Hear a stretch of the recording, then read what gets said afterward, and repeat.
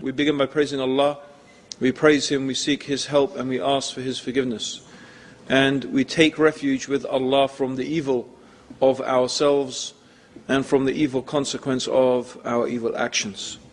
Whomsoever Allah guides, there is none to misguide, and whomsoever Allah leaves to go astray, there is none to guide.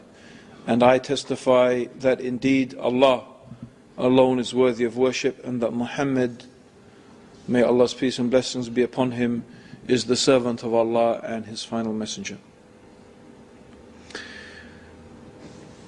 Before we actually answer the question of today's lecture, is there a God? It's the question. Is there a God? It might be useful to explore the meaning of some words. So the first thing that we would like to ask is, what is a God? Actually, I'd like to ask you that question. What is a God? I'm not asking you, what is the God?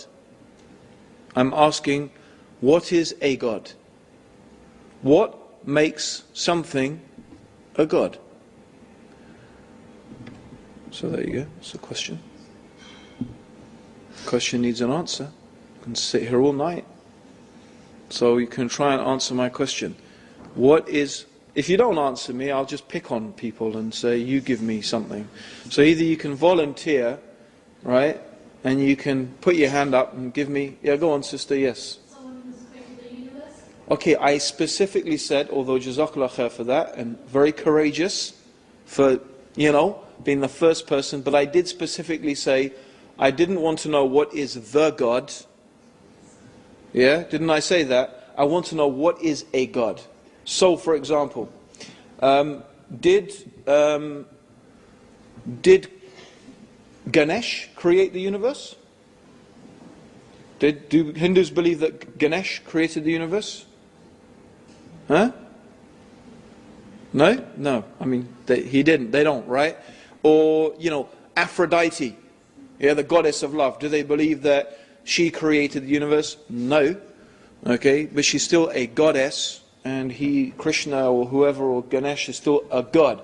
So, I'm not asking for a definition of the creator. I'm asking, what is a God, not the God. Yes, sister? Something you worship. Okay, something that you worship, or something that is worshipped. Okay, that's a good start. That's a very good start. Still not enough, though. We want something else. What we want to know, okay, is why do people worship things then? It's very important. Why do people worship things? Why do they worship these gods? Come on, everyone. Good. First brother. Amazing. Yeah, go on. Okay. So they believe in a higher being than themselves. Right? Some people may imagine that David Beckham is a higher being than themselves. Actually, some people might worship David Beckham. But certainly they might believe he's superior in some things. But it's still, okay, so, all you've made now is, we've gone back a bit and we've answered, or we've gone back to, what is a God? It's something that people believe is a higher being. But we've moved on a bit because the sister, alhamdulillah, mashallah, she said something which quite rightly, it's something that people worship. So now we want to explore, why do people worship things? What's worship all about? What does it involve, worship? Because the people think Lord can do anything and they give us everything. Good. That's very good. Okay, excellent. People worship these gods because they think that those gods can give them something. They think that by worshipping these things, they can get something from those gods. So they imagine that by worshipping this thing, or they believe that this God can give them what they want and what they need. So, a God is something that people believe can give them what they want and what they need. That's what a God is. Right?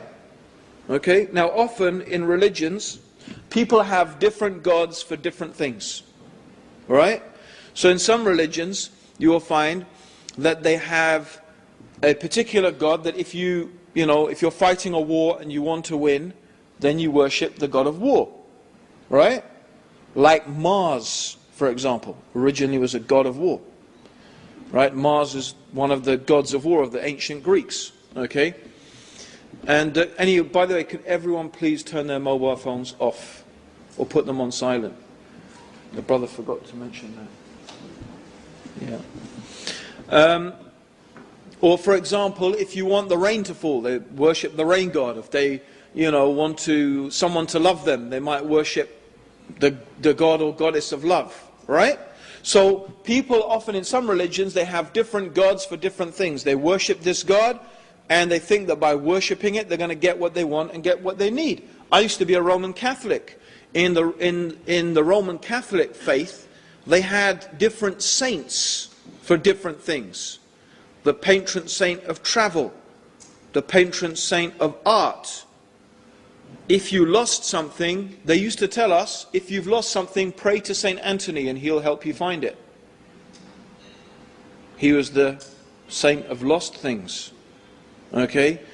So it's the same, really. There's no difference from praying to saints or praying to... Because at the end of the day, when they pray, whatever you pray to, whatever you worship, you think that that thing, by worshipping and praying and sacrificing and serving that God, that's how you will get what you want and what you need. And usually there is a set of rituals, a set of functions. It may be prayer, it may be sacrifice, it may be giving offerings, and these things can reach extremes, including, for example, human sacrifice. In some religions, humans were sacrificed to these gods.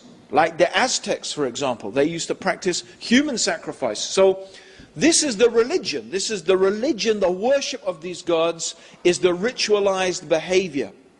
The things that people do in order to get what they want from those gods. Yeah? Okay? So these are the gods, and this is the religion. This is the worship of those gods. Right? Okay, so this is what a god is. A god is what people believe is going to give them what they want and what they need. And so people worship those gods, and they pray to them, sacrifice to them, and so on and so forth. So if we think, now let's go back and answer our question. Is there a God? Right. Well, no one could deny that there's not only a God, there are actually probably countless millions of gods.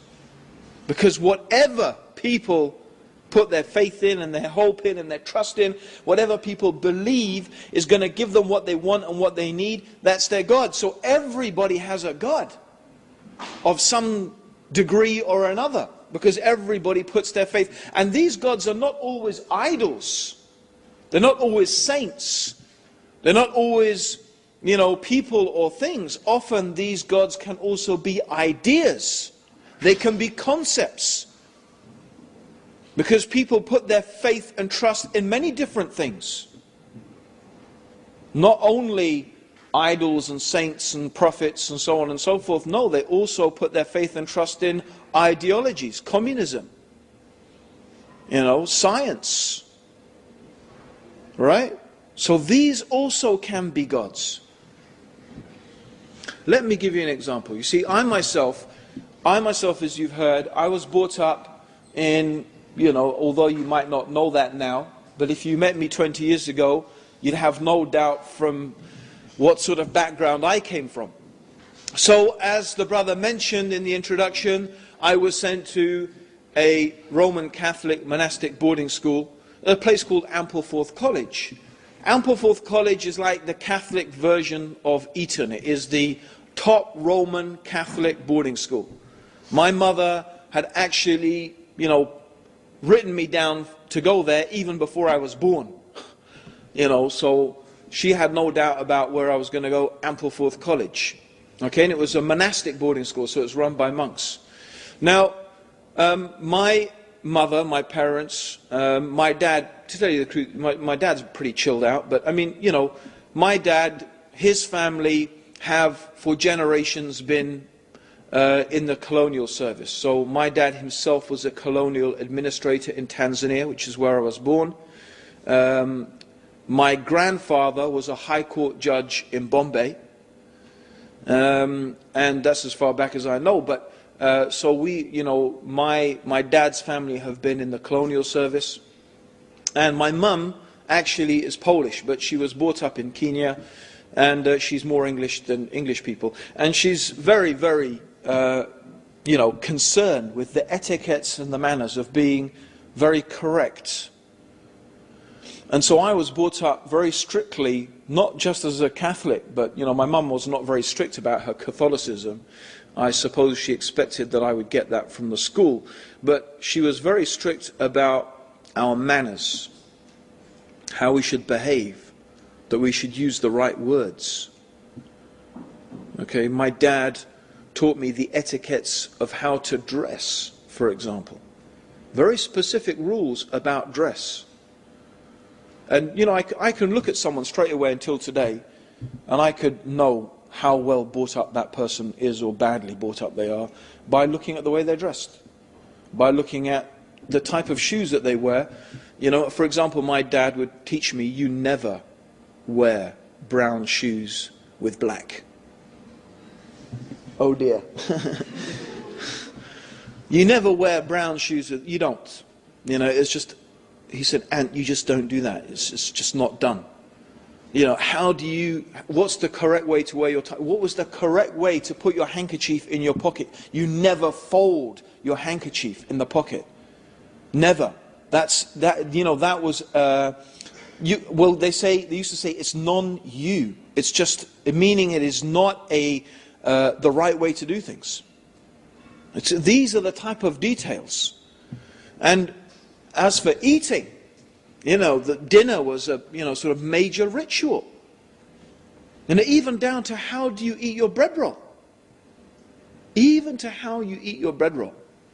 Everything had to be correct. You had to take a bit of butter from the butter dish with the knife that was the butter dish knife, and then put it on your side plate, and then return that knife to the butter dish, and then take your own personal butter knife. Which is, that's because it's the small one, right? And then you break your bread roll, not in the air, but on the plate. And you take a piece and butter that piece of bread roll on the plate, and then lift it to your mouth and eat it. Woe betide the one who gets a bit of butter, butter, and so this, and what is all of this about? It's because they believe that by following these rituals, and that's what it is, they're type of rituals. It's a type of, in fact, a type of religion. Because they believe that by following these rituals, you will be identified as being a member of the upper middle classes. And when people know that you're a member of the upper middle classes, doors open for you that would never open otherwise. In other words, they believe that this is the way and this is the thing that will get you what you want and what you need. So therefore it becomes a type of God. Right? Becomes a type of God. Because people put their faith in it and their trust in it and their hope in it. And they imagine that these are the things that will make them successful in life. And of course, like any God that people worship, if you ask Hindus or Buddhists or any people who worship idols, they will tell you stories about how they prayed to their God and this thing happened, and how they offered things to that God, and the God drank from the, Ganesh drinking milk. Do you remember that, when Ganesh all around the world started drinking milk? Yeah? All those miracles. And you must have heard of the Virgin Mary crying, and and the crucified Jesus dripping with blood. You must have heard about all of these things.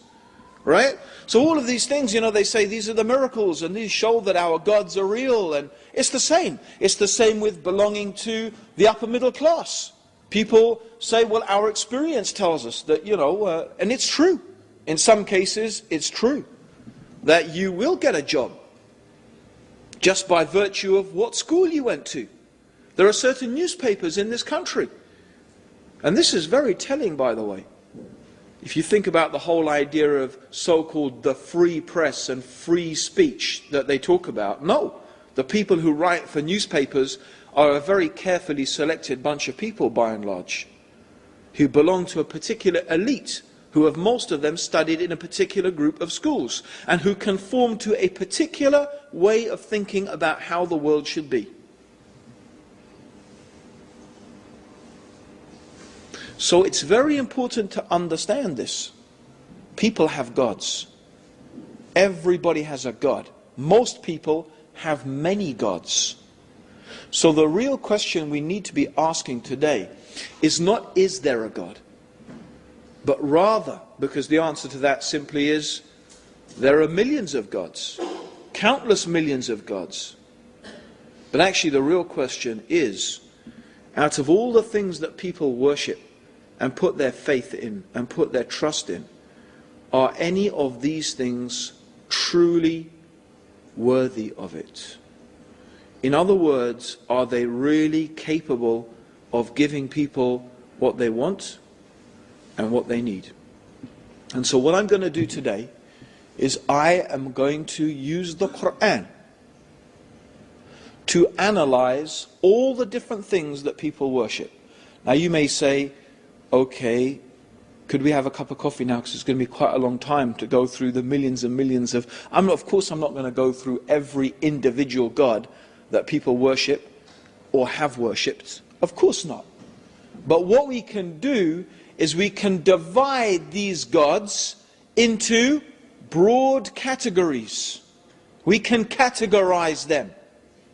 And this is what the Quran, we can see the Quran does. The Quran uses certain examples, God uses certain examples in the Quran to identify certain types of religion, certain types of worship, certain types of gods. And then the Quran shows us why these things are not worthy of worship. And what method does the Quran use? You know, it's very beautiful. The Quran really appeals to something that all human beings have it. Now, not every human being is a philosopher or has the capability of being a philosopher. Not every human being is a theologian, and nor are they all capable of being a theologian. Not every human being is capable of becoming a mystic and an ascetic in order to become enlightened with spiritual truths, because most human beings have to just get on with their life in order to survive. Buddhism, for example, if you look at the teachings of Buddha and you look at the life of Buddha, Buddha teaches that in order to achieve enlightenment, you have to abandon the world and live in a monastery. Now, if everybody abandoned the world and lived in a monastery, the people even in the monastery would have no way to live. So it's not a very inclusive type of religion. Although some Buddhist countries have sort of worked out a rota that everyone spends a couple of years in the monastery. You know, like you have military service, they have a couple of years in the monastery. But it's not really, that's not what enlightenment really is supposed to be about. However, so what we find is that these are not really practical solutions. If you want to appeal to someone, how can we know the truth from the falsehood? You can't expect everybody to be a philosopher, a theologian, a mystic or whatever. So we find that the Quran, which is a book for everybody, it's a book for the philosopher, the theologian, the mystic, and the ordinary people. Because this is a book that we believe that is from the creator of ordinary people, which appeals to ordinary people. And so we're not really concerned whether these arguments impress the philosophers or the theologians or the mystics. Because at the end of the day, the Quran appeals to something that is common to humanity. And what is common to humanity? Actually, something we call common sense. Not logic, because logic is a systemized way of thinking. So we don't want to call it logic. We could call it reason, but even reason is not necessarily what we're talking about. What we are talking about is something even more fundamental, and that is common sense. And common sense is called common sense because it's common. Every single human being agrees about those things. There are certain things that every human being agrees about. The only people who don't agree with it are people who are either insane, and that's why we call them insane, or perhaps philosophers. I'm not suggesting that philosophers are insane, or some people might, but but they don't agree with these things because they're just, contentious. They think it's their job to argue about everything. But otherwise, no, these are things that people all... Let me give you an example. Isn't it a universal truth that every human being agrees about that part of something is less than the whole? Yeah? A part of something is less than the whole of that thing. True? Isn't that a universal truth? So there's an example of a universal type of truth. Let me give you another example of a universal truth.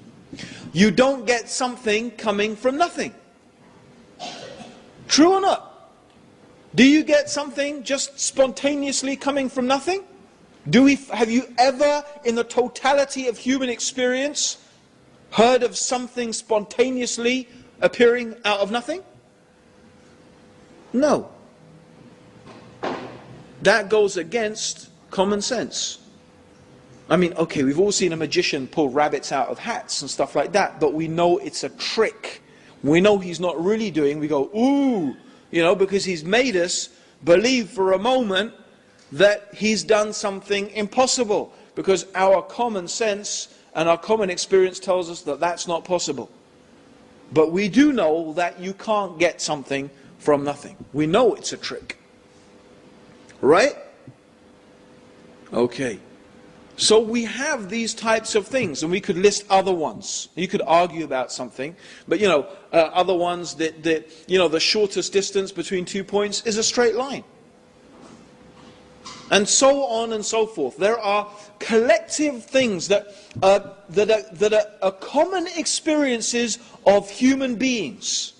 That wherever we are, as long as we call ourselves human, we experience these things and we can agree about these things.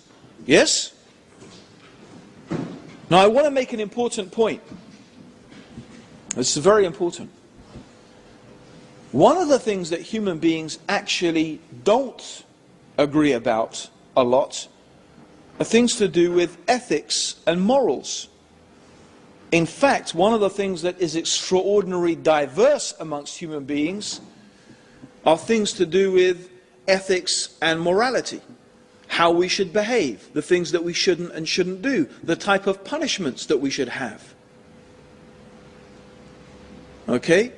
So for one society to say, oh, this society is backward and primitive, or this religion is wrong because it practices polygamy, whereas the right way to behave is monogamy, right? Actually, this is not a valid means through which and by which to judge anyone or anything. Because upon what basis is monogamy right and polygamy wrong? Having one wife only became the normal mode of behavior, to tell you the truth, in the northern hemisphere. And these were only based upon survival strategies in cold countries. It was just a lot easier to survive as human beings in cold countries with one wife and a few children. So the idea of just having a few kids and having one wife and a few kids was actually something that became established as part of the culture in this part of the world, mostly due to geography and climates, not to do with any moral superiority. And because it's more moral, it's just about that it was easier to survive like that. But due to the conditions in hot countries, okay, the survival strategies employed there were very, very different. So it is fallacious to say that we should make judgments about another culture or another religion based upon some aspects of their morality. And I'm not saying this absolutely, because actually there are some things that are very common. Human beings universally almost always agree that it's wrong to murder, it's wrong to steal, it's wrong to cheat, it's wrong to lie, so on and so forth. I mean, these things are pretty universally agreed upon. But, apart from some basic moral structures, actually human beings have pretty diverse ideas about what should be the norms of a society. And I'm only saying that because you know what? What you will find is that most people who criticize Islam don't criticize Islam on the basis of the fundamentals of what our religion teaches.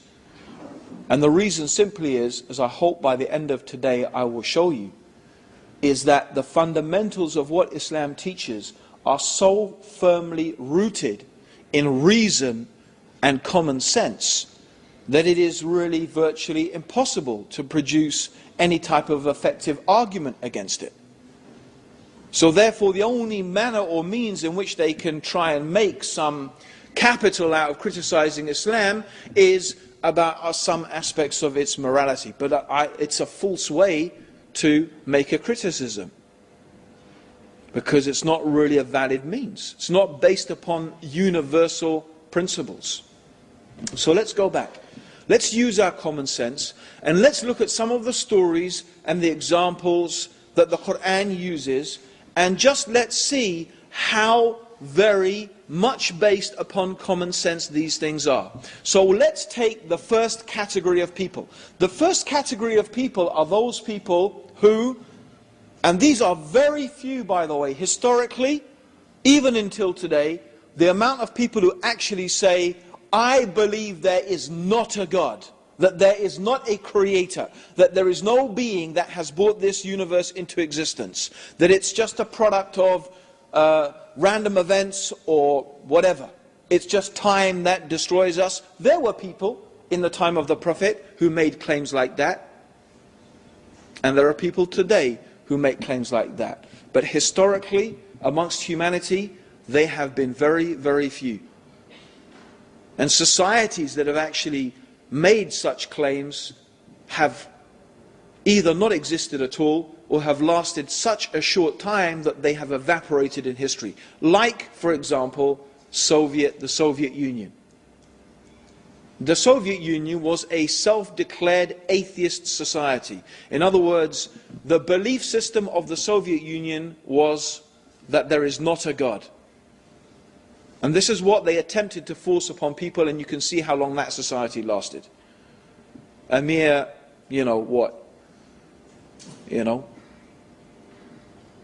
80 years? Something like that? That's not very long in terms of human history, right? It's barely a bleep. So, similarly you will find that all cultures, even the most primitive cultures, so-called primitive cultures, have this concept of a transcendent being that has created the universe and has brought it into existence. The Aborigines of Australia, the Zulus, you can go and look at different cultures and you will find the idea of this created, this being that is different from the creation, that is transcendent. This idea of this transcendent creator is universal in human culture, and the reason is because it is so fundamentally rooted in common sense. It's a common human experience. And so these things are not difficult to understand. The Quran, for example, poses a series of rhetorical questions. A rhetorical question is a question that is not supposed to have an answer. When someone asks a rhetorical question, they're not expecting you to answer it.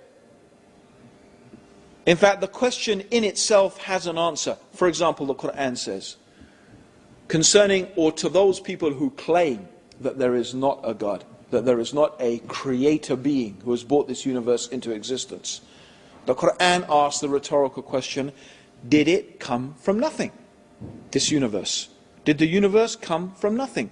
That is a rhetorical question. Because it's obvious that you can't get something coming from nothing. As I've already stated, there is nothing in the totality of human experience that leads us to believe that you get something coming from nothing, or that you get order spontaneously arising out of chaos. Rather, human experience tells us that where we see things working according to laws, according to patterns, according to systems, laws and patterns and systems have been imposed upon that thing. Right? That's why if you were walking in the desert in Saudi Arabia, right, and you found a mobile phone, what are the essential components of a mobile phone? The essential components of a mobile phone are plastic. Does anyone know what is the base material from which plastic is made? Sand. No, it's not sand, it's petroleum, it's oil. However, there is something else that comes from sand, and that's the silicon chip. Silicon is in fact sand. Silicon chip, its base material is sand. So two important things. A mobile phone is made out of sand and oil. But no one picks up a mobile phone in the desert and says, look, a product of billions of years of chance and coincidence. Yeah? The oil bubbled, yeah? The wind blew, the sun shone, the lightning struck, the camel trod, yeah? And after billions and billions of years of these things happening, by an amazing coincidence, this mobile phone formed itself, oil and sand. And I pressed it and, oh, hi, Mum. What a chance and coincidence. Let alone that all these mobile phones talk to each other and you can send a signal, and you see how ridiculous it is. So common human experience tells us even something more simple, a piece of pottery, which is clay. When an archaeologist finds a little piece of pottery, he doesn't say, oh my gosh, chance and coincidence. He knows someone has made this. Someone has heated it, someone has treated it, someone has painted it. And in fact, this archaeologist could tell you so many things about that civilization from this one piece of pottery. He could theorize so many things. He could tell you about their state of knowledge, their technology, so many things he could understand from one piece of pottery. That is why the Quran keeps asking us, look at the alternation of the night and the day. Look at the sun, the moon, the stars, the winds, the ships in which you sail, the animals that you ride and that you eat. Look at yourselves. Travel through the earth. See how Allah brought about the creation. In all of these things are signs for those who are wise and for those who understand. They point us to one very, very obvious conclusion. That this incredibly organized, systemized universe and world in which we live, with so many intricately coordinated mechanisms, we find this symbiosis, we find how one thing relies and depends upon another, and we can think of so many examples. We can think of so many examples. You know, I remember seeing, until this day, when I was a little kid, David Attenborough going down a termite mound. Now termites are little creatures rather like ants, and they build these incredible mounds of mud. So you can imagine in the equator, in Africa, extremely hot, and even in the nighttime, by the way, it gets really cold. Yet an amazing thing, these termites build at the base of this mound a series of rings out of mud. They build a series of rings. And also they have vents. And what this does is it keeps the heat, it keeps the temperature of this mound constant. It only fluctuates between a few degrees. And this also includes the body heat of the termites, and they actually have a certain place in the termite mound where they grow a certain fungus which they live on. They farm a fungus. These are termites. Now these termites are not intelligent beings. They don't have brains.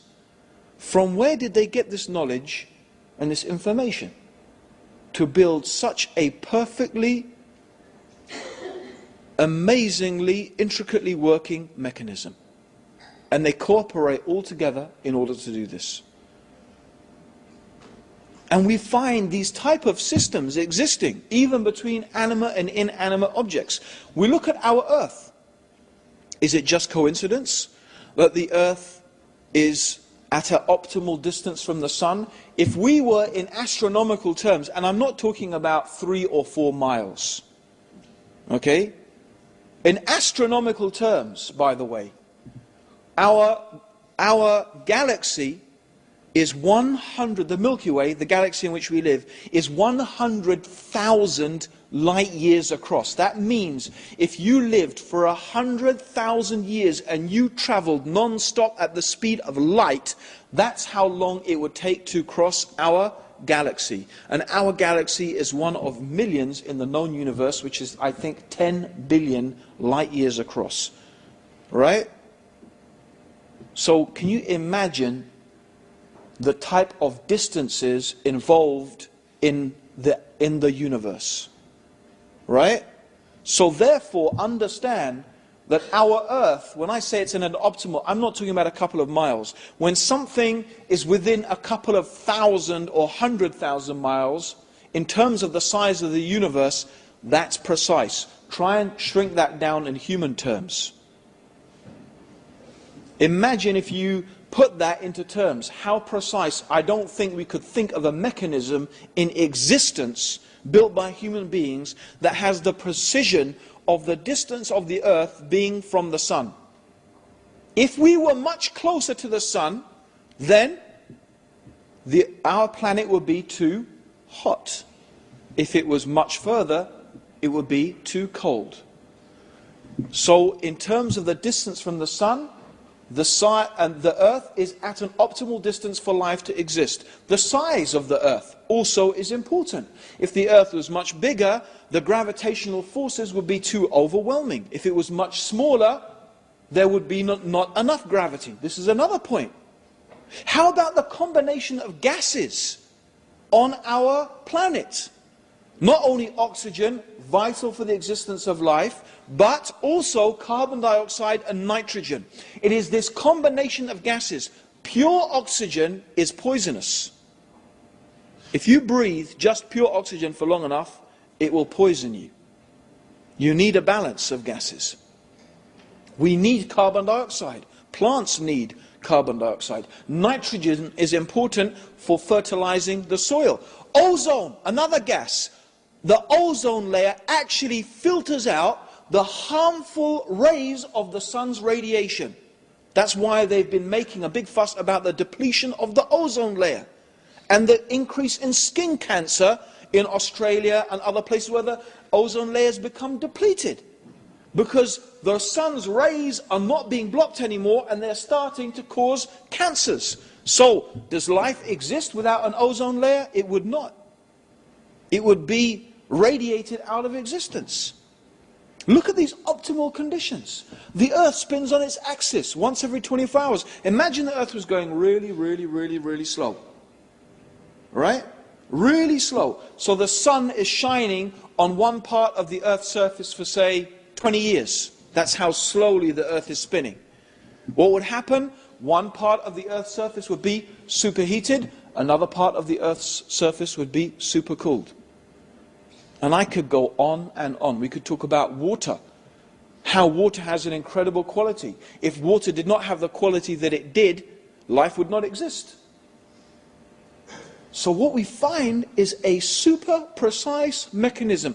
I invite anyone to find me an example made by human beings of such a precise mechanism. You'll not find it. How could if we saw such a precise mechanism and we found one, we would automatically presume that some super intelligent person or group of people had managed to make this thing. It is therefore only common sense that when we look around us and we see these things, that we conclude there must be some intelligence, some power behind this. And this power must be very powerful, very wise, very intelligent. And it's also common sense to realize that this being cannot be like the creation.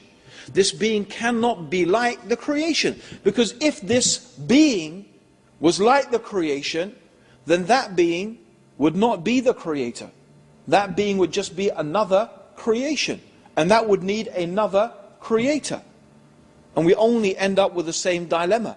We have creators creating creators forever, and that's actually not possible. And the reason it's not possible, just to tell you briefly why it's not possible, and I'll give you an example, I'll give you an analogy. If I said to someone, oh, can you help me lift up this podium? I can't do it by myself. And you say, sure, I will help you lift up the podium, but I need someone else to help me. And that person says, well, I'll help you only if you help me. And so if everyone makes the condition that I will only help if someone ever helps, will this podium ever be lifted? Huh? Will never be lifted, right? So if you have creators creating creators creating creators ad infinitum, you never get anything created. Right? Okay. So it makes sense that the creator is infinite, eternal, without beginning, without end. The creator is self-sufficient. We summarize all of this by saying transcendent, that the creator is not like anything in this universe. And that how could you have more than one transcendent being? And even again, common sense tells us that the precision that we find and the unity that we find in the creational process makes us understand there could only be one mastermind behind this. If there were different creators, in fact, what we would find would be chaos and disunity, not this type of consistent precision throughout our universe. And this is why, really, it makes so much sense to believe. It's common sense to believe that there is one God, that there is one wise, powerful, intelligent creator that is unique, who has brought this universe into existence.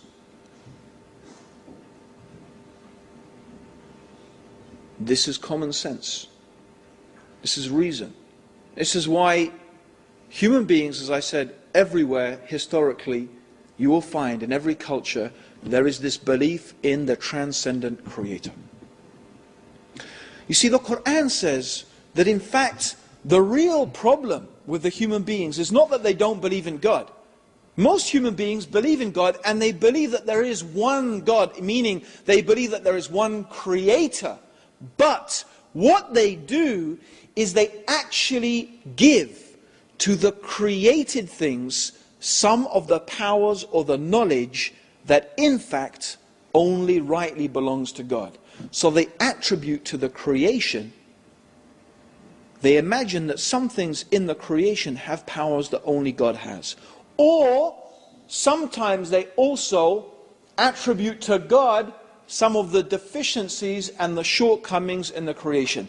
And the reason they do this is because they speak about God without knowledge. They invent things because actually the truth is that what we can know about God through reason and common sense is in fact severely limited. Now some people, when they are faced with that limitation, they've come up with different ideas. If you look at the philosophical tradition and the Western philosophical tradition, okay, you have a group of people who lived and they were very influential in the last 200 years. They were called deists. Deists believed that there was a creator. They believed that it was extremely logical to believe that this universe had a creator.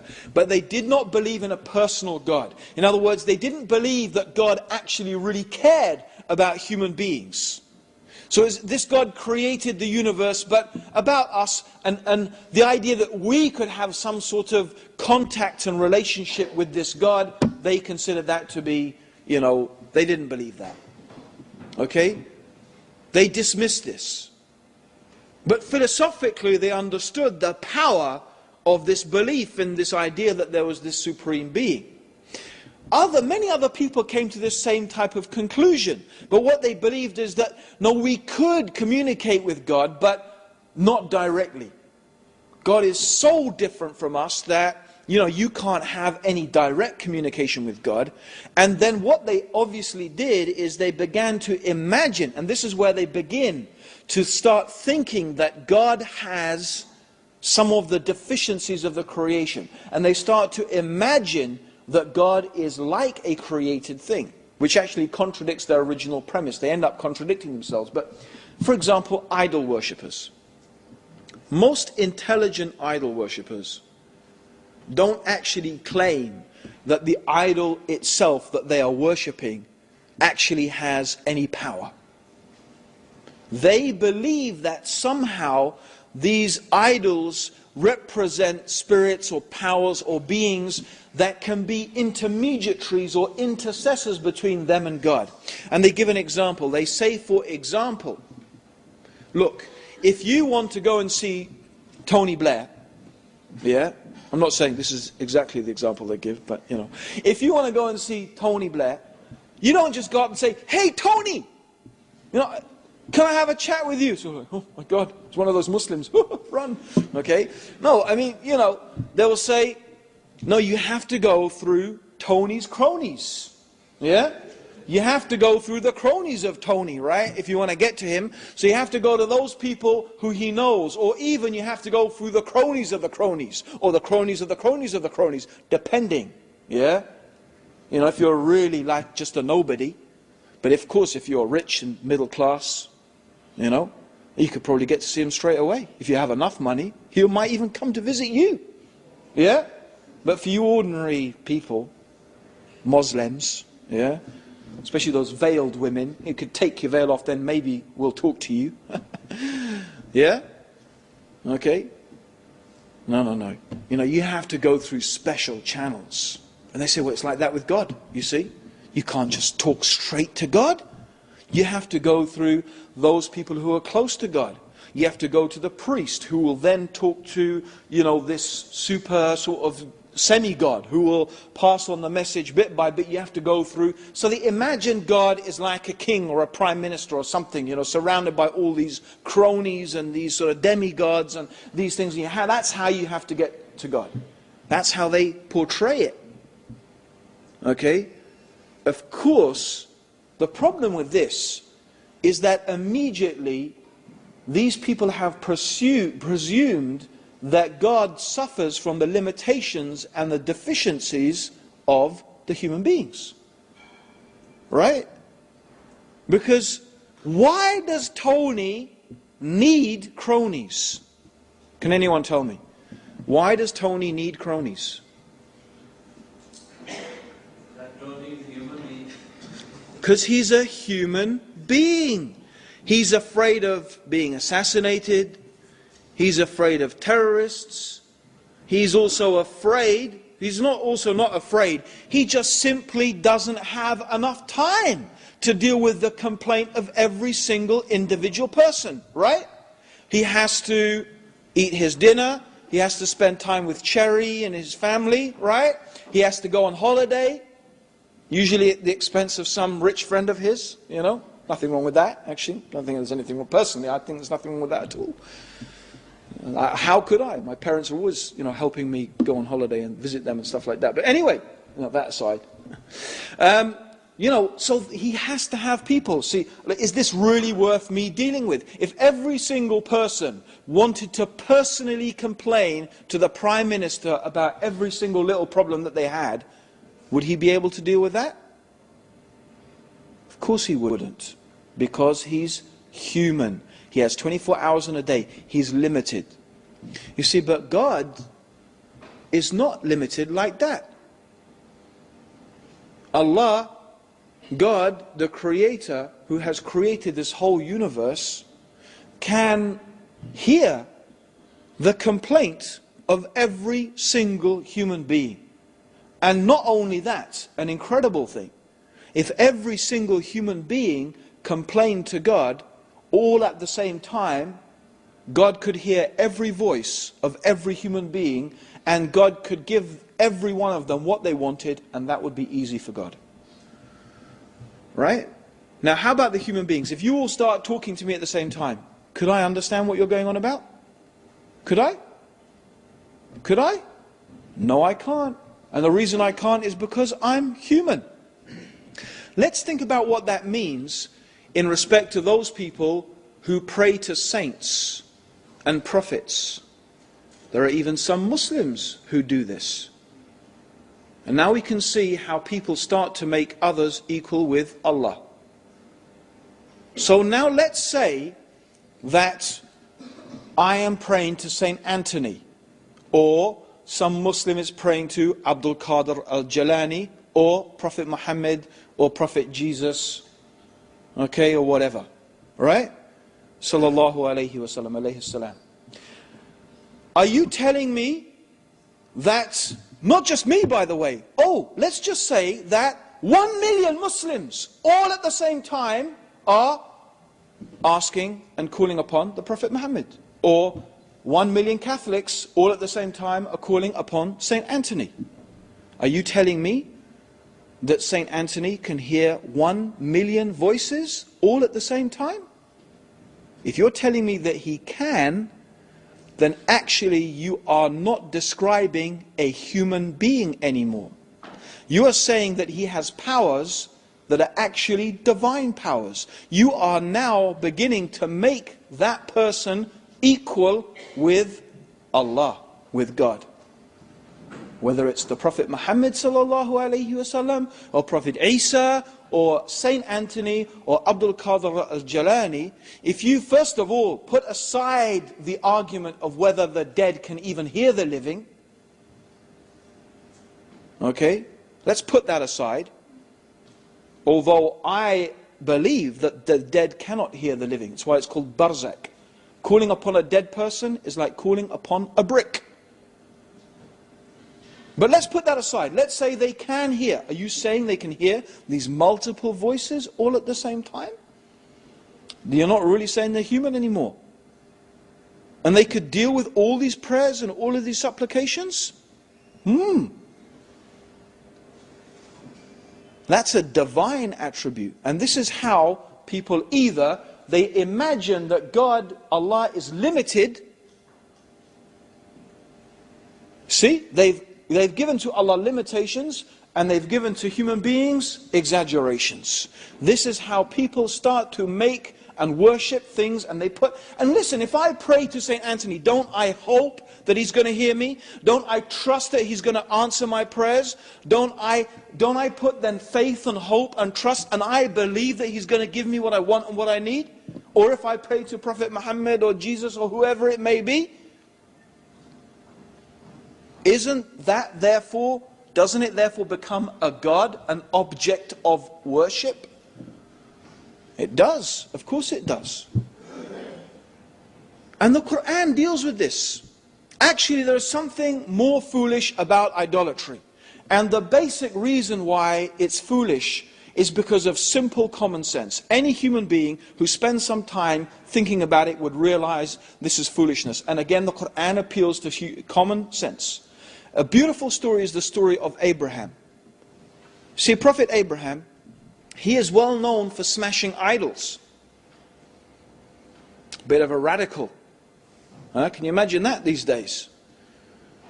Prophet Abraham tried so hard to convince his people. You see, from a young age, he was brought up, his father's house. He was watching, his father used to make idols. So he used to see his dad get a piece of wood, chop up the piece of wood and make an idol, use the chippings to heat the fire to cook their food, yeah? And then this idol which he made, he would see his dad give it to the people, and the people would pray to it. And he realized, this is the same thing we were cooking our dinner with. right? And now the people are worshipping it. He's brought up realizing that what is this? And then he noticed the people, they're worshipping the sun, the moon and the stars, but he's looking, he's seeing, well, the stars are there, and then the moon comes out and outshines the stars, and then the sun comes and that outshines everything, and then the sun sets. And why are we worshipping things that obviously are controlled by something else? It doesn't make any sense to worship them. They don't have the power. They're under the power of something else. And he realizes that these things are not true gods. They shouldn't be worshipped. Why should we worship these things that come and go and temporary? Because if they can go, that means they can let us down. The time we really need them is when they're not there. So why should I worship that? Why should I put my faith in that? Why should I put my trust in that? So one day he's determined. He says to his people, I'm going to show you. I'm going to prove to you that your worship of the idols is false.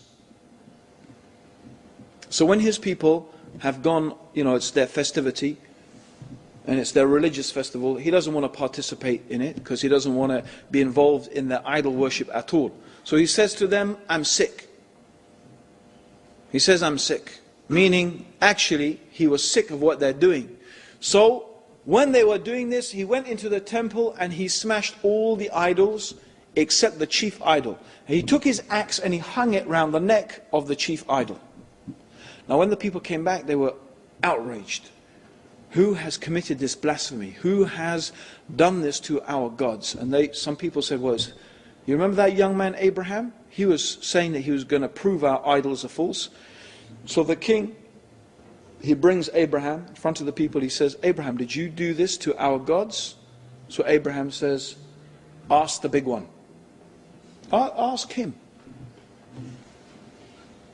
So then they look at each other and they say to Abraham, Abraham, you know that our gods can't talk to us. He says, why do you worship something that can bring you no benefit and no harm? This idol can't even protect itself. How is it going to protect you? Isn't that common sense? Isn't that just common sense? Isn't it our common everyday experience? You who are students here in Buckinghamshire and Chiltern University, yeah? When you want to study in a university, now these days you need loans, right? You need money because you have to pay for some of it, right? Okay? Where did you go to get the money? Did you go to the guy begging on the street, sitting outside the railway station? Excuse me, mate, I need to go to university. Could I borrow a couple of £1,000? Did you do that? Did anyone do that? I don't think so. Because if this guy can't help himself, how is he going to help you? When Kuwait was invaded by Iraq, who did they appeal to for help? Bangladesh? Bangladesh with one helicopter. Nothing against Bangladesh, but if you want military aid, Bangladesh had one at the time. I remember reading, they had one helicopter, right? They couldn't cope with the floods in their own country. How would they possibly be able to supply military aid to Kuwait? And nothing against Bangladesh, nothing against the guy begging in the street. It's just common sense. You don't ask someone who can't help themselves, right? Common sense, that's all it is. Common sense. So if the idol cannot do anything for itself, how is it going to be able to do something for you? I mean, isn't it extraordinary? You go to the shop. Excuse me, I'd like that idol over there. Okay, he brings the idol down. And this idol can't, you might think it might fly down itself, right? No, he brings it down. And he pays money for the idol. He actually pays money to get the idol. And then he carries it home. Not the idol doesn't carry him, so that's it, now I'm your God, I'll carry you home. No, he carries the idol home and he puts it up on the shelf, and if it fell down again, he'd have to put it up again. Right? And then he says, oh, such and such, help me. Give me this, give me that. Does that make any sense? Same thing. Muslims do it. A person dies, they wash him, he can't wash himself. They shroud him, he can't shroud himself. They carry him to the grave and they bury him in the grave. And they say, oh, such and such, do this and that for us. Extraordinary. Does this make any sense? And Allah is just appealing to common sense. So this is one broad category. These are false gods. These are things that we should not worship. They cannot give you what you need and what you want. They can't even help themselves. Here is the argument. Whatever things you could say, oh, sometimes my prayers were answered. It's just coincidence. And there are many reasons to explain, okay, why amazing things could happen to these idols. But nothing could go against this common sense. Okay, let's look at another category. The other category is the category of the man God. There are many religions throughout history who have believed that some human being is actually God. Now, the example the Quran uses is the example of Christianity. There are Christians who claim that Jesus is Allah. That He is not just the Son of Allah, but He is Allah. He is one and part and the same as God. And the Quran appeals to such beautiful, commonsensical things. The Quran says, didn't Jesus and His mother, because some people also worship Mary, and there were some Christians who used to believe also Mary was God. Even Catholics say that Mary is the mother of God. The mother of God? God had a mummy. And so God, mama, mama, right? Changing God's nappy, yeah? Cleaning God's bum when He's done a poo. This is, what's that? Mother of God. Huh? Feeding God. What is this? To say that some human being is equal with God. Didn't He walk on the earth and breathe air and eat food? And they went to the marketplace, you know, they needed to buy things, they went to the marketplace. See how Allah makes things clear. See how people are deluded away from the truth. What is this? Allah asks us in the Quran, if God wanted to destroy Jesus and Mary and everything in the whole earth, who could stop it? Of course, no one. That means that Allah has power over Jesus and Mary. If God has power over them and they are under the authority of God, they can't be the same as God. They can't be. And what does that mean anyway? To say that something is man and God at the same time. It's an impossibility to say that something, by definition, God is infinite, self-sufficient, and eternal. Human beings, by definition, are temporary, mortal, and needy. How can something be eternal and temporary both at the same time? How can something be self-sufficient and needy both at the same time? How can something be eternal and finite both at the same time? It's not a paradox. A paradox means something that seems impossible, but it's not. No, it is an impossibility by definition. Now, there are things that Christians say, God can do anything. Well, I mean, this raises a whole load of questions. God can do anything. I always say, well, do you believe God can do something evil?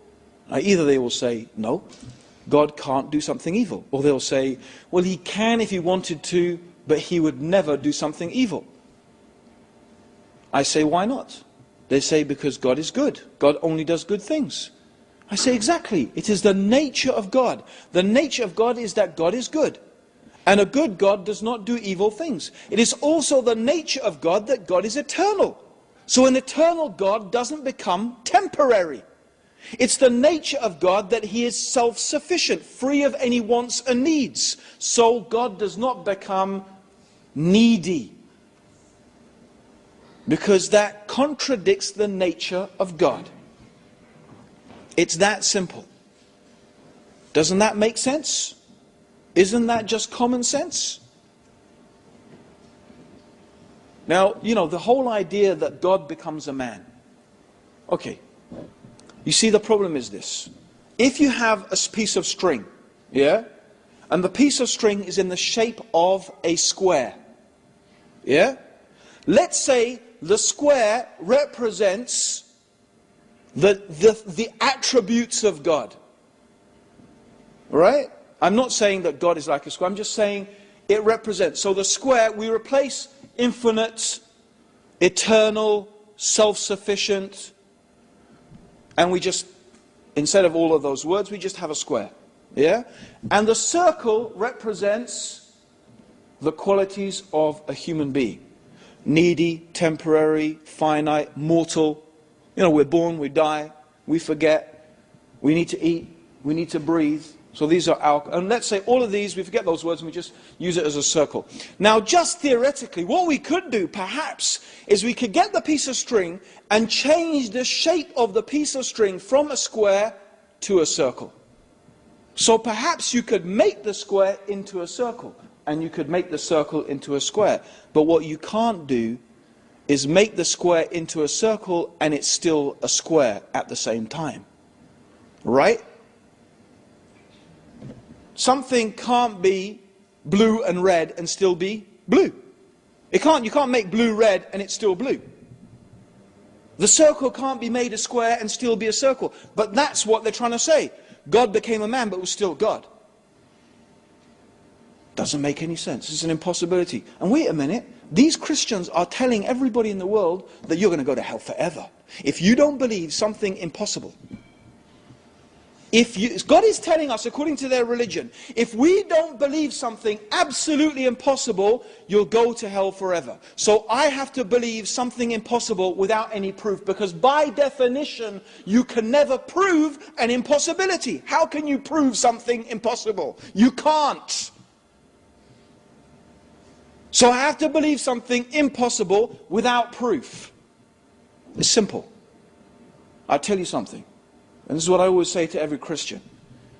I say, you're telling me that on the day of judgment, I stand in front of God, and God says to me, why didn't you believe that I became a man? I will say, how could I believe that you, Allah, the eternal, self-sufficient creator of the heavens and the earth, was a temporary, mortal, needy man? How could I believe such a thing? You are far above that. If God then puts me in hell forever, I will never feel for one moment of eternity that God has treated me fairly or justly. But if a Christian is asked by God, how could you say that I was equal, that this human being was me? This human being that ate my food, this human being that breathed my air, this human that depended upon me for his entire existence. You're saying that this human being was equal to me? If that person goes to hell forever, they will know that they deserve to be there. They will know it. That's justice. That is justice. There's one other thing I want us to think about. And I like to give this as an example. Right? Modern science has made us appreciate something really remarkable. And that remarkable thing is exactly how minute we are. Actually, 1,400 years ago, the Prophet Muhammad, was also, in reflection of the words of the Quran, reminding us of our humble origins. The Quran reminds us that you came from a sperm drop, a despised fluid. The Quran reminds us of our base origins. The Prophet Muhammad even mentioned that the universe compared to the kursi, وَسِيَ كُرْسِيُهُ السَّمَاوَاتِ وَالْأَرْضِ, and Allah's kursi, his pedestal, extends over the heavens and the earth. How? The Prophet Muhammad said, the universe is like a ring in the desert compared to the kursi. A ring in the desert. Think about that. Think about a ring in the desert. How big is the desert and how small is the ring?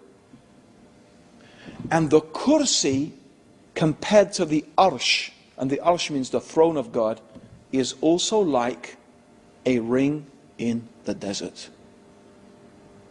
Our universe is like a speck. Like a speck. Now, we are on an earth which is a speck, in a solar system which is a speck on the outer spiral of our galaxy, which itself is a speck, in the universe which is a speck. before the kursi, which is a speck before the arsh.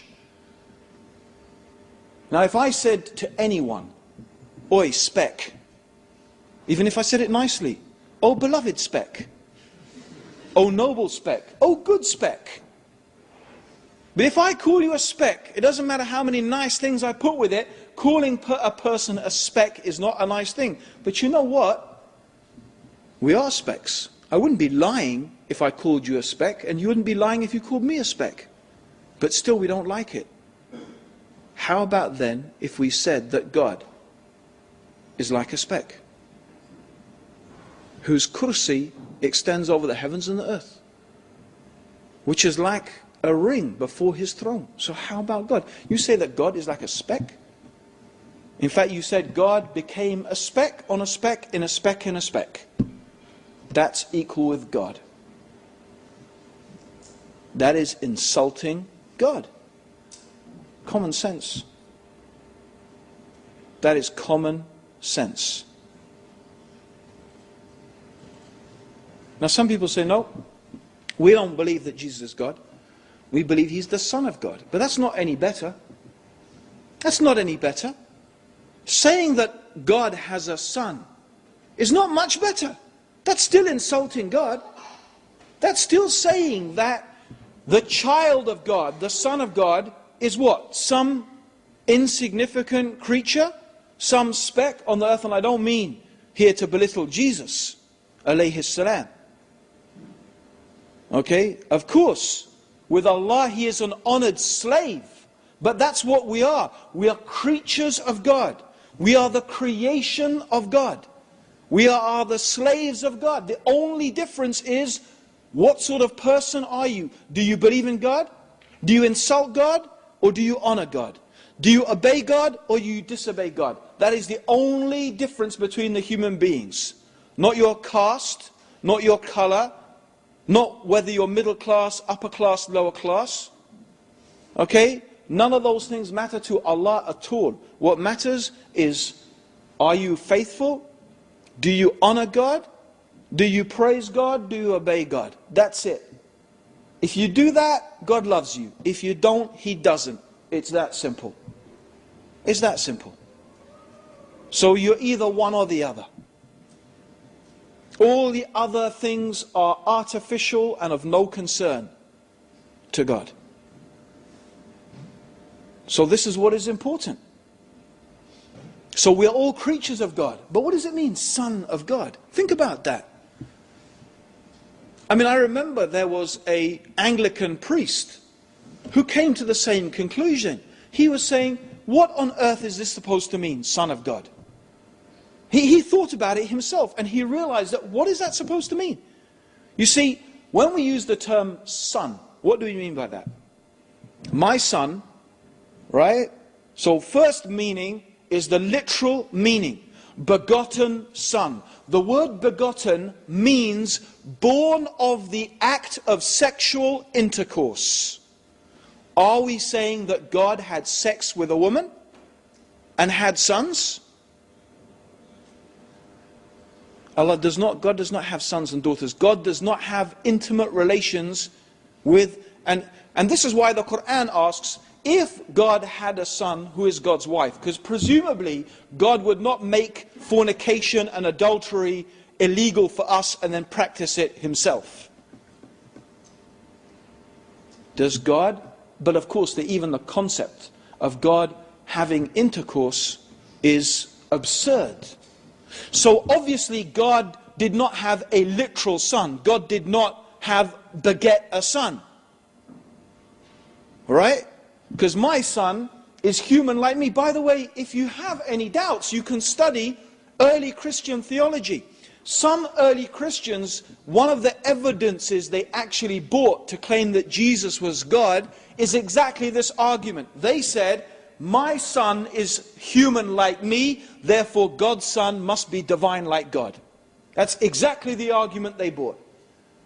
Meaning they actually had this idea that God must have literally begotten a son. Which is ascribing a calamity Allah refutes this time and time and time. In fact, one of the reasons that the Quran has been revealed is to refute those people who say that Allah has a son. This is actually mentioned. Allah mentions this in Surah Al-Kahf. One of the reasons why Allah has revealed the Quran is to refute those people. And by the way, this is something that many pagans had this idea. Many pagans had this idea. Zeus, for example. Zeus had mistresses and wives and sun gods and, you know. So, for example, Hercules was the son of Zeus. So they had this idea that their sons would marry and, you know, have mistresses from amongst women of the earth, and these half-gods would be born, and so on and so forth. This was their idea. It's a pagan idea. It's not a monotheistic idea. Which, by the way, indicates that really Christianity is so much of it taken from paganism. Anyway, I don't want to get, because I could go quite far into talking about that. But it's another topic. So the Son of God. Okay, so we say, most Christians will actually say, no, we don't believe that God. Of course we don't believe God is, you know, that Jesus literally is the actual, you know, literally begotten Son of God. So we say, well, what do you mean? Do you mean God adopted Jesus as a son? Again, it doesn't make any sense. Let me give you an example. Right? If I brought with me today a goldfish, yeah? I have a little thing, and I bring with me a goldfish, and I say, everybody, this is Jonah, my son. So it's a goldfish. Oh, it's my son. He eats with me at the table. He has a bedroom in the house.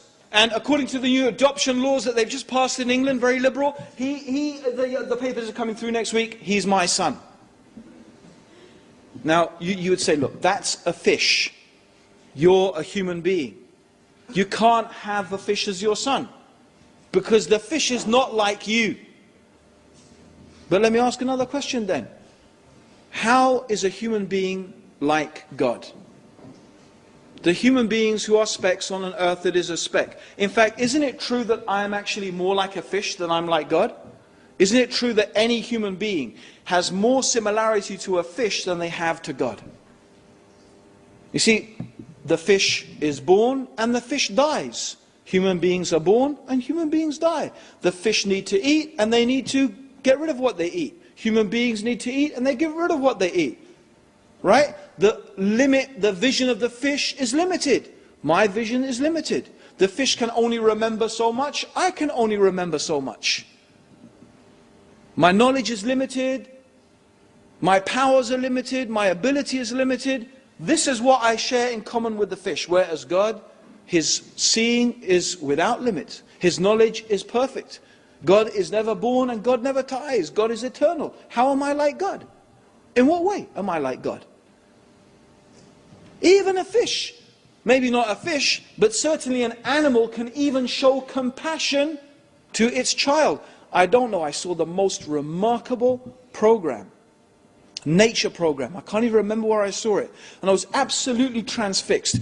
It was about the crossing in the Serengeti. So you have two parts. You have Masai Mara, and it's the plains where all the animals are in Kenya and Tanzania. And there's this famous place where the wildebeest and all, in fact not just the wildebeest, all the animals, the zebras, the wildebeest, they cross the river and the crocodiles get them. You must have seen that. Amazing thing. There was one, and they were following this one baby wildebeest. It was crossing with its mother. And we know how the Prophet ﷺ said that, that Allah has divided His mercy into 100 parts. One part He put on this earth. Now the one part of Allah's mercy is even so the love that the mother has for the child. Right? And I saw in this thing how this baby wildebeest couldn't climb up to the other side. This baby wildebeest could not reach to the other side of the river. And in fact, climbing, it fell down and it ended up being washed down the street. Somehow the crocodile didn't eat it. And it ended up going right back to the other side. The mother had made it. Do you know what this mother did? You know what the mother wildebeest did? She went back across the river. She went back across the river, facing the hippopotamuses, right, which were attacking them, the crocodiles which were eating them. Did she care? No. She went right back across to go after her little baby. That is the compassion in an animal, in a creature. So even animals can have compassion. Doesn't make them divine. So what do we mean, Son of God? What does this mean? Again, no. We are creatures of God. We are the creatures of God. We are the servants of God. All of this is to show us, look at the things that people worship. Look at the things they put their faith and their trust. These are the false gods. None of these things are truly worthy of us worshipping them. Now, I've got two more things that I want to mention. Only two more things, and I won't dwell on them for long. But two more categories. The next category I want to deal with is race, tribalism. This is a false god as well. And the people that are used in the Quran as an example, they're not the only people who have this quality, but the ones who are used as an example for this are the Jews. Because amongst them are many who think that they are better purely because of being a Jew. It's racism. They think they are God's chosen, favored people purely by virtue of their ancestry. And God refused this utterly and completely in the Quran. And it has been completely and utterly refuted by the Prophet Muhammad. No human being is better than another human being based upon who they are descended from. And of course the Jews are not the only people who suffer this delusion. And of course I mean to say, by the way, not all the Jews, because a true pious Jew would never believe such a thing. But in fact the Prophet Muhammad said that you Muslims, the ones that you Muslims you resemble mostly, you have the closest resemblance to, are the children of Israel. You are most like them. And you find, unfortunately, many Muslims have the same idea. I am better because my ancestors were Muslim. Not because of me and what sort of Muslim I am and how I follow my religion. No, what do you know? You're a new Muslim. I mean, this is what I've seen it myself firsthand. 20 years I've been a Muslim. And I experienced a lot of it from the Muslim community. What do you know? You're a new Muslim. My ancestors were Muslims. My great whatever. As if, so what? What's that got to do with anything? Subhanallah, the Prophet Muhammad sallallahu alayhi wasallam, he said the first time he publicly called people to Islam, he called the different tribes, these tribes who he was related to, he called his own tribe, even his own daughter Fatima. He said, I cannot help you at all against Allah. Meaning you being my daughter will not help you one single little bit against Allah. When you meet Allah, the fact that you're my daughter is not going to help you. If that's Fatima, the daughter of Prophet Muhammad, how about everybody else? Sallallahu Alaihi Wasallam. But this is a delusion. Many people suffer this delusion. Racism. We're better because we're British. Get rid of the Pakis, get rid of the niggers, get them out. Yeah, Britain will be great again. Yeah, you've heard all of that, haven't you? I can just imagine them cutting and pasting that one, yeah? Racist Muslim, BNP Muslim, you know? You heard that. As if what? Being white makes you better? Why? What is better about being white? Or being brown, or being anything? Why would a color of your skin have anything to do with making you a better person? But there are many people who suffer this delusion. And it is a type of idolatry. It's a type of shirk. It's a type of false god. Because that's what they think. You see, these BNP Nazi people imagine, right, that when we get rid of such and such undesirable people, everyone who's not white, who's not British, when we get rid of them, we will be great and we will be successful. So they imagine that being British is the way that you get what you want and get what you need. It's a god. It becomes a religion. Think about that when they call us to Britishness.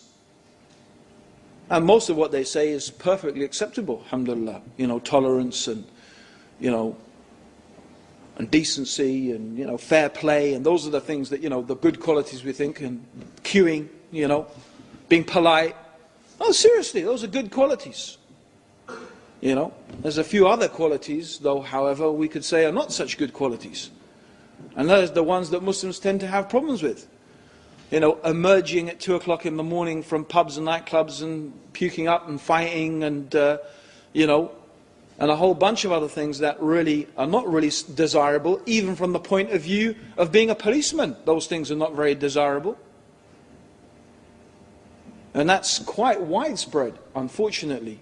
Even in Europe, British people have got the reputation of being yobs. And it's not me, it's not what I said, it's what they said in the British newspapers even. So the point being that your race has got nothing to do with it.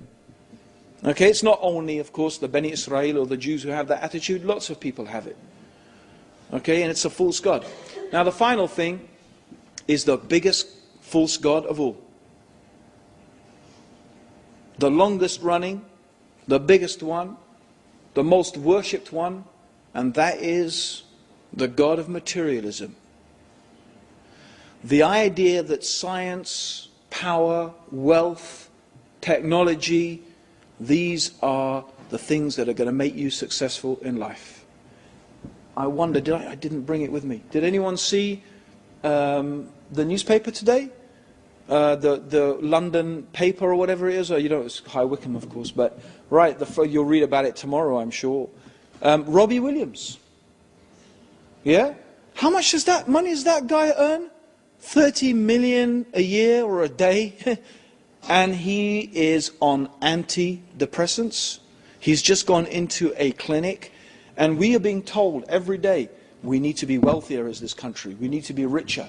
Money, money, money. Work harder. Make more money. What did it do for him, his 30 million a year? Does wealth equal happiness? Put that on a broad scale. Because we are being told, you know, we can all live the American dream. No, we can't. If every human being on this planet lived the way an American, the average American, if every human being lived the way an average American lived, we would need something like 3.5 planets in order to be able to provide all the resources for that. That's the footprint of your average American. They say he is consuming you would need 3.5 planets. For every human being to live the way you live, you'd need 3.5 planets. You can't all live the American dream.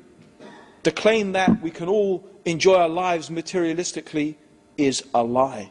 And the claim that it is the way to success is a falsehood. The idea that science will produce the solutions. Tony Blair, right? Here we're confronted with global warming, the biggest catastrophe. The chief scientist in this country said, forget terrorism. The worst disaster that is going to hit the world is global warming. It's going to make terrorism look like nothing. I don't notice any war on global warming. A few little cries here, oh, we need to reduce a few carbon emissions, but not on my holiday. Yeah? Right? Yes? But we're ready to send soldiers to die in Iraq to fight terrorism, which isn't even there anyway in the first place. You know, doesn't that make you think just a little bit? The really dangerous things in the world, okay, global warming, chief scientist, that's what he's saying. But how much effort are we ready to expend upon that? We're ready to expend a lot of effort fighting a few, let's be honest, a few crazed individuals. Because that's really what they are. I'm not saying they haven't got reasons to be mad, but they're not good enough reasons to go around blowing up women and children. So they are crazed. Sorry, but that's the fact. Yet all of this effort, all of these laws being passed, So many laws restricting our freedoms. Indefinite detention. Because you might be suspected somehow of encouraging somebody in some particular way of, and so on and so forth. Stripping away our freedoms in the name of protecting our freedoms. Okay? We should think about this. What's it all really about? But you know what? The truth is, science is not going to find the answer. And if you think we're the first people who thought that, we're not. Believe me, every civilization, you can look, the Romans, the Greeks, the Babylonians, the Byzantines, the Chaldeans. Have you ever heard of the Chaldeans, by the way? Anyone heard of Ur? Does anyone speak Chaldean today? Do you know Chaldean used to be spoken virtually across the world? Did you know that? Rather like English is today. They used to have schools across the world so people could learn Chaldean. This was in ancient times. This is how influential the Chaldeans were. And now you haven't even heard of them. You haven't even heard of them. One day, you know what I suggest? You don't have to go far. Drive up to the north of England and go and stand on Hadrian's Wall. Still there, little bits of it. Hadrian's Wall, I used to do that quite often. And then I would stand on Hadrian's Wall. I wouldn't look north up to Scotland, I'd look south. And I'd think, you know what, once upon a time, a Roman legionnaire stood right here. And he probably thought to himself, as far as I can travel and as far as I can go is Rome. The Empire of Rome. What's left of the Empire of Rome? What's left of Greece, of Babylon, of ancient Egypt? Allah says in the Quran, travel the earth and see what happened to those people, see what happened to those civilizations. And believe me, you study, they thought they had all the answers. They thought their technology, their science, their industry, they thought that they were masters of everything. But what is left? That is the pipe dream of materialism. It is the pipe dream, the false god, the biggest false god of all. The idea that in money and wealth and science and technology is the true answer to all of our problems.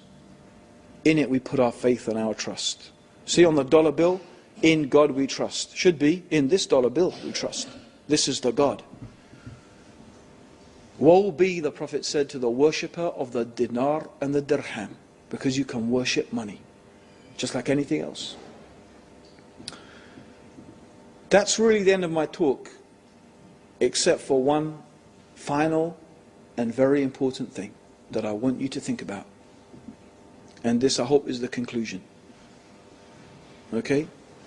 The final thing is, when we talk about knowledge, when we talk about knowing something, okay, most of us think and imagine it means the thinking process. But let me give you an example. Imagine this is very hot, red hot, yeah? If I pick it, what do? Do I have to think about dropping that thing?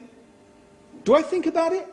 Or do I just, what is it called when I just go like that? What do we call it? It's a instinct. It's an instinct, an instinctive reaction.